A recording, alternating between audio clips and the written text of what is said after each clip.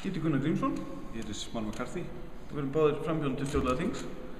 Við ætlum aðeins að spjalla hérna saman það sem að virðist vera mjög líklegt að koma út úr stjórnlagaþinginu. Það er að segja að það verði auknar þjóðaratkvæðagreiðslur eða auki beintlýðræði, samráðslýðræði, hvað við vilja kalla það.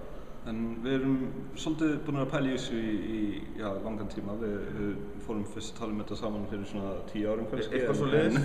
En höfum í rauninni verið að vinna svolítið beint í þessu síðustu 2 ár. Já. Og erum komnir með alveg áhugaverðar niðurstöður á þessu hátt. Já, eða svona niðurstöðurinn að gæsleppa, svona bráðabirgða niðurstöður eins og það heitir á vísindamáli. Já, allavega, sko, þegar maður að pæla í hvað beintlýðræði þá er þessi hefðbundna nálgun að þetta þýðir bara að í staðinn fyrir að mæta á kjörklefa einu svona 4 ára fresti og velja einhverja sem að fá síðan að vera hálfgerðir einræðisherrar næstu 4 árin, þá mæti fólk bara kjörstað einu sinni í viku og verði alveg hundleitt á því að þurfa alltaf að taka já-nei ákvarðanir. Hafi í rauninni ekkert meira endilega að segja málefnið.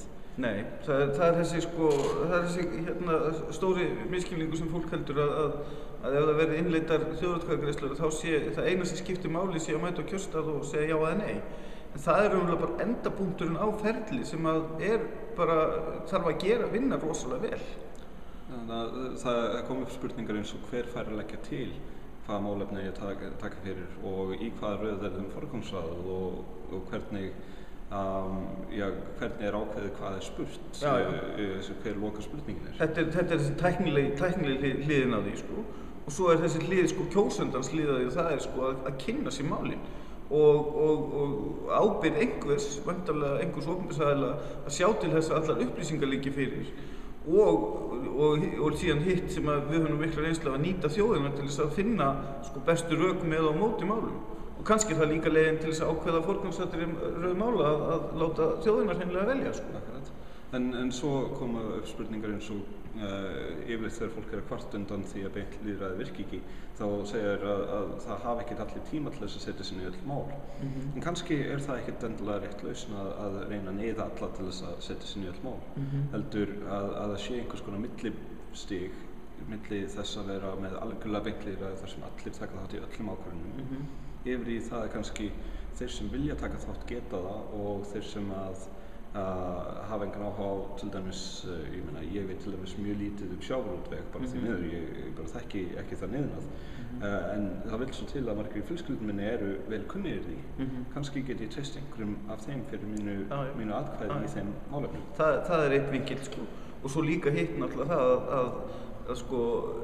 það er náttúrulega alveg vonlaust fyrir alla þjóðina að ætla að kynna sér til þrautar eitthvað mál alveg eyða mörgum klukkutímum í eitthvað mál sem á svo bara að segja já eða nei.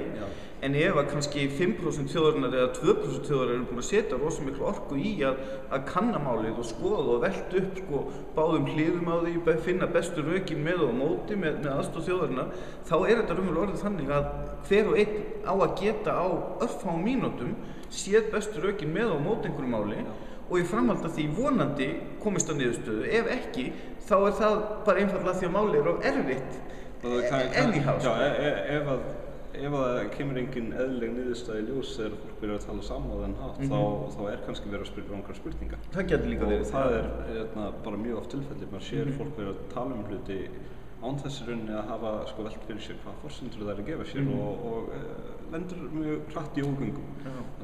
Það er eitt sem ég er alltaf orðinn alveg pottþéttur af, bæði eftir reynsluna af Icesave þjóðaratkvæðagreiðslunni og núna eftir reynsluna undanfara þessar stjórnlagaþingskosninga og það er stjórnsýslan okkar er því miður algjörlega 300% vanhæf og vanbúin til þess að díla við eitthvað svona. Manstu hvernig Icesave spurningin var? 100%. Ég segi alltaf 300% til þess að leggja þrefalt vægi á prósentunar, en þú stærðfræðingur og höndlar það ekki, En manstu hvernig spurningin í Icesave var? Nei, það man enginn hvernig spurningin Icesave var. Hún var í 3 línum allavega og maður þurfti að leggja á minni hvort maður ætlaði að segja já eða nei. Já, hún var einmitt þannig að það var einhvers staðar tvist inn í henni. Já, maður þurfti að hafa hugsað mjög vel ef það hefði ekki verið svona mikið agiterað fyrir því í fjölmiðlum meðal að segja hvort sem það var það nei eða já? Ég man það ekki. Allavega, þetta fór vel, en það var bara út af því að þetta var búið að fá svo miklu umfjöllun í fjölmiðlunum. Og þetta alveg sko krítískt mál, nákvæmlega hvaða spurninga á að spyrja og hvernig á að spyrja spurningar. Algjörlega. Og það sem sko stjórnleysandi vanbúinn, þá sé ég raunverulega sko augljósa kostin að bara virkja sko þann hluta þjóðarinnar sem hefur áhuga á þessu í að sjá að gera þetta almennilega. Já, og að þeir geta áframvísa atkvæðinu sínu og svo ef þú ákveður að vilja grípa inn í, þá það að hafa inngripsrétt er held ég svo mikilvægur. Það, í rauninni á meðan við tökum þetta svona beina lýðræðisnálgun þá það bara það að allir verða að geta gripið inn í öll ferli á hvaða tíma sem þeim hentar og þetta verður ekki skilvirkt en lýðræði á ekki að vera skilvirkt. Ég nefnilega held þetta geti orðið skilvirkt á betri hátt heldur en ef þú kallar núverandi kerfi skilvirkt þá var það rosalega skilvirkt til að koma okkur í skítinn. Já, þetta er spurning skilgreiningu á þessu orðinu. Ég hef orðið mjög svona á móti ofur skilvirkni undanfarið. Ég meina, þetta þarf ekki að vera hægvirkt eða svona leiðinlegt.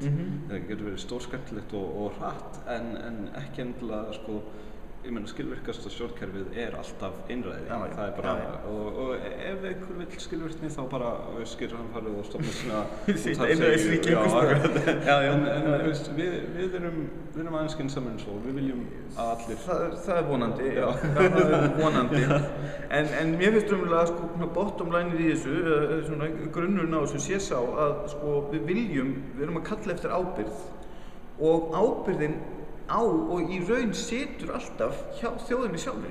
Hún gerir það í raun líka núna á þessu hruni því að í teóríunni hefur þjóðin hvenær sem geta sko gripið inn í. Inngripsréttur okkar var mjög takmarkaður og mjög takmarkaður í dag. Fyrir utan neyðarréttin sem felst í því að fara út á göturnar og kveikja jólatrjám. Jú, algjörlega. Sá inngripsréttur aldrei takmarkaður nema af hausnum á þjóðinni. Þannig að kannski, ég meina þessi lýðræðishalli eins og sem sem hefur orðið svolítið tilkomin að hluta til vegna þess að við höfðum ekki nægan inngripsrétt en hluta til líka út af því að þessi neyðarréttur sem við höfum þessi neyðarréttur sem verður aldrei af okkur tekinn hann bara svo ekstrím að fólk ekki að fara að beita honum nema þegar svona neyðarástand kemur upp og raun líklega ekki fyrir en bara hreinlega að sé fram á að eiga ekki pening fyrir mat. En hei, er það ekki bara flott? Mjög gott mál.